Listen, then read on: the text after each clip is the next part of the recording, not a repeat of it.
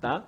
Sirlene Zimmermann, atual procuradora do Trabalho e coordenadora nacional da defesa do meio ambiente e do trabalho. Vou passar inicialmente para ela, porque ela foi a entidade que nos procurou para sugerir essa atividade. Por favor.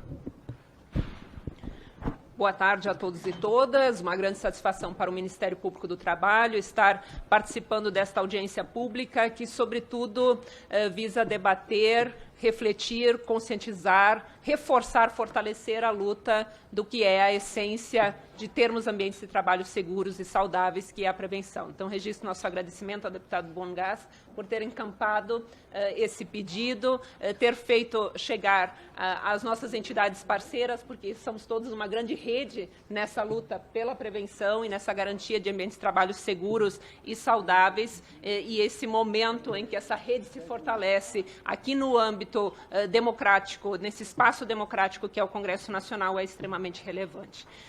Veja, nesse embate e nesse cenário, o deputado já trouxe esses números, né? E quando nós falamos dos números que envolvem os acidentes do trabalho no Brasil, basicamente o que mais me vem à mente é: será que naturalizamos 600 mil pessoas no mercado de trabalho formal todos os anos no Brasil se acidentarem, e isso que praticamente são só os acidentes típicos, né? Acidentes típicos de trajeto, porque os adoecimentos relacionados ao trabalho praticamente não aparecem nessas estatísticas, e aqui destaco os adoecimentos relacionados ao trabalho por questões de saúde mental, que praticamente as notificações são nulas. Então, naturalizamos que 600 mil pessoas que vão ao trabalho para sobreviver, para buscar o seu sustento, de repente não estão voltando ao seu lar, ao seio da sua família, da sua comunidade, com a mesma integridade física, mental, para exercer essas outras dimensões da sua vida, o seu lazer, o seu espaço familiar, a sua capacitação em outras esferas, porque nessa discussão também de fatores de riscos psicossociais,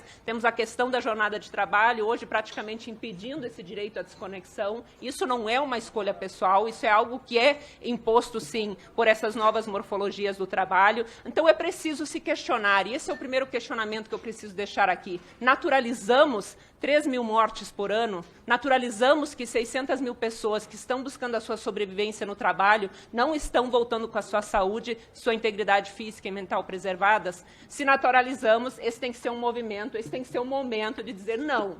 Essas instituições que estão aqui não aceitam que assim seja. Este Congresso Nacional está comprometido com legislações que fortaleçam ambientes de trabalho seguros e saudáveis. Não naturalizamos. O outro ponto que eu quero trazer aqui à reflexão envolve justamente o tema da nossa campanha neste Abril Verde, é o tema também do nosso grupo de trabalho interinstitucional, que envolve desde o Ministério Público do Trabalho, a Organização Internacional do Trabalho, a Justiça do Trabalho, o Ministério do Trabalho e Emprego, o Ministério da Saúde e tantas outras entidades representativas do mundo do trabalho, seja no mundo do trabalho na esfera, no lado patronal, quanto no lado dos trabalhadores. Mas a ideia de trabalharmos essa temática dos impactos das mudanças climáticas no mundo do trabalho é porque precisamos estar atentos a esses impactos. E isso, essa necessidade, ela decorre do fato de estarmos avaliando o que temos em termos de planos de ação climática no Brasil, seja o que está na esfera legislativa sendo discutido enquanto projeto de lei, seja onde já foi implementado em alguns estados e em alguns municípios, e, em geral, o que nós percebemos é que o mundo do trabalho está esquecido nesses planos de ação climática. É como se esses impactos das mudanças climáticas, eles fossem sentidos nesse ambiente, mas nenhum trabalhador, nenhuma trabalhadora seria afetada. E aí hoje encontrei tantos conterrâneos aí do Rio Grande do Sul, estamos, né, fechando um ano da catástrofe climática que percebemos no Rio Grande do Sul, né, o nosso conterrâneo também, deputado Bongás, e certamente vocês sabem que tinha muitos trabalhadores envolvidos naquelas situações, seja porque o seu direito ao trabalho de alguma forma violada, ou porque foi-lhe imposto o trabalho em condições que normalmente não se trabalharia, logo não se tinha medidas de segurança adequada, mas mesmo assim se exigiu o trabalho. Foram inúmeras as denúncias que o MPT no Rio Grande do Sul recebeu por exigência de comparecimento ao trabalho em locais completamente alagados, em que sequer era possível se chegar né, por meio de transporte qualquer um, que talvez por barco, talvez aéreo, mas que não era o rotineiro, não era o normal. Então, o que se demanda aqui é que justamente esses planos de ação climática e todos os debates que estão envolvidos na temática de pensar em trabalho sustentável nesse cenário de mudanças climáticas, ele considere justamente que é preciso trabalhar, mesmo o mundo do trabalho sendo impactado pelas mudanças climáticas. E isso exige tanto atuar em termos de mitigação do aquecimento global e das mudanças climáticas, isso pode exigir mudanças em processos produtivos, não é mais possível produzir da forma como se produzia, produzindo gases de efeito estufa da forma como se produz e agravando essas mudanças climáticas, e ao mesmo tempo,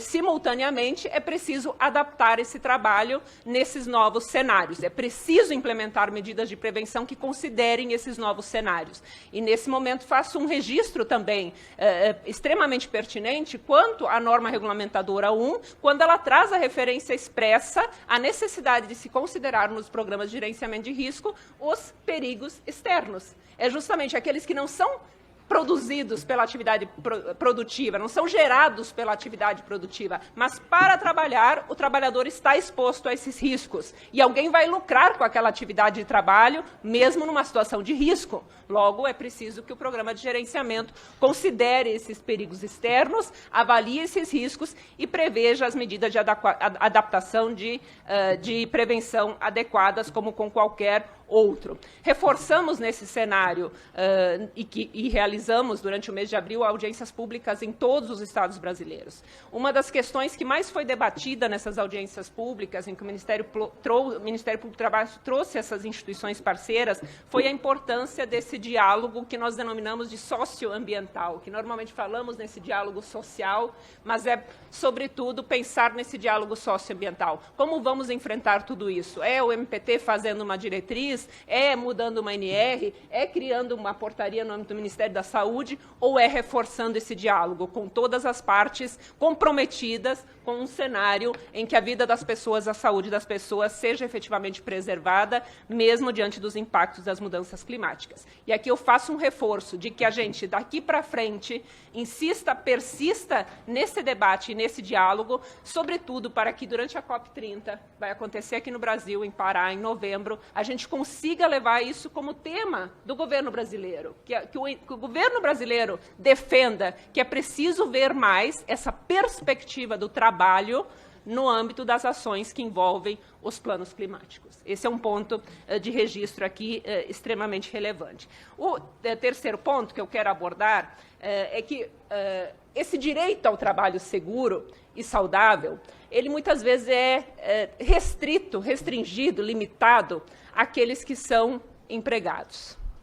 E nesse cenário atual, em que estamos discutindo essas novas morfologias do trabalho, esses novos cenários, né, que trazem esses contratos de trabalho das formas mais precárias possíveis, e especialmente o cenário em que a pejotização parece que vem sendo incentivada até por tribunais superiores. Nesse cenário, o que a gente precisa reforçar? Que a gente vai lutar por contratos de trabalho que assegurem todo o piso de direitos constitucionais previsto no artigo 7º, porque, lembremos, o caput do artigo 7º da Constituição, ele diz que é direito de todos os trabalhadores urbanos e rurais. Não tem sobrenome para esses trabalhadores, não está escrito em lugar nenhum que são só os empregados. Está escrito todos os trabalhadores. Então, enquanto Estado brasileiro, enquanto instituições que atuam na defesa desse direito ao trabalho seguro, digno, saudável, decente, na linha do que a OIT defende, nós temos que assegurar que seja para todos os trabalhadores. Não podemos, em nenhuma das nossas atuações,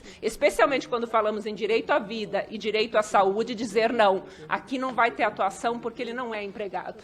Nós vamos lutar pela formalização do contrato e garantia de todos os direitos, mas temos que assegurar, sobretudo, que esse direito à vida, à saúde, ao trabalho digno, seguro e saudável é de todos os trabalhadores. E o quarto ponto que eu quero trazer aqui é com relação à questão da saúde mental, que eu brevemente passei na minha primeira fala, deputado. Esse tema, ele tem, há alguns anos, nos trazido grande preocupação. Há alguns anos, a OMS, a OIT, tem sinalizado de que nós vamos viver uma pandemia envolvendo os adoecimentos mentais inclusive os relacionados ao trabalho. Então, seja os originados no trabalho, ou seja aqueles que vão impactar o trabalho, porque mesmo as pessoas doentes, que não têm sua origem no trabalho, elas vão prejudicar em termos de produtividade, então é preciso também pensar em prevenção de fatores de riscos psicossociais relacionados ao trabalho, mas também o trabalho enquanto promotor dessa saúde mental. Pode ser que às vezes em casa algo não esteja bem, mas se eu chegar no trabalho e estiver tudo bem, no final do dia pode ser que eu volte para casa muito melhor. Então, pensemos no trabalho enquanto ambiente em que esses fatores de risco, quando eles se originam no trabalho, eles precisam ser prevenidos, mas também como promotor da saúde mental. Isso eu tenho reforçado sempre. E lembremos, nessa discussão sobre o adiamento da entrada em vigor da NR1, lembremos, já foi definido e o Rogério certamente vai abordar essa questão. A definição foi que vai entrar em vigor, mas esse não é o ponto central. Isso que eu quero reforçar aqui.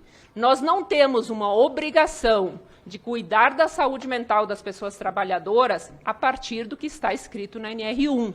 Nós temos uma obrigação de prevenir fatores de riscos psicossociais relacionados ao trabalho e preservar a saúde mental das pessoas a partir de obrigações que estão na nossa Constituição, porque assim como quando ela fala em trabalhadores, ela não diz que são só os empregados, são todos os trabalhadores, e quando ela fala em riscos, ela fala em riscos relacionados ao trabalho.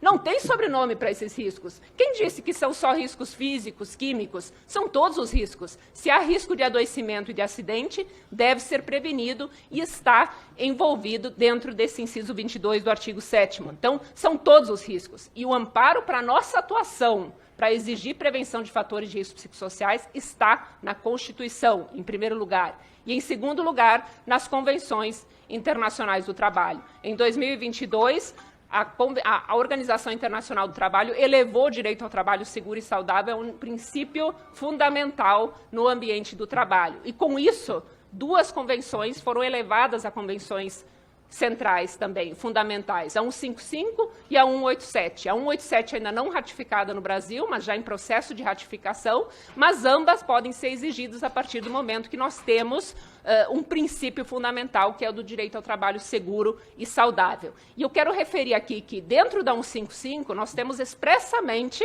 o dever de preservar a saúde mental. E temos outra, a dos serviços de saúde no trabalho, a 161, que fundamenta os nossos SESMIT, os nossos serviços de engenharia de segurança e medicina do trabalho, que só no artigo 1º cita 2 vezes a necessidade de garantir a saúde física e mental, porque não há como dissociar esses 2 elementos dentro desse conceito complexo, amplo, que é a saúde, que é esse estado de completo bem-estar físico, mental e social. Muito obrigada.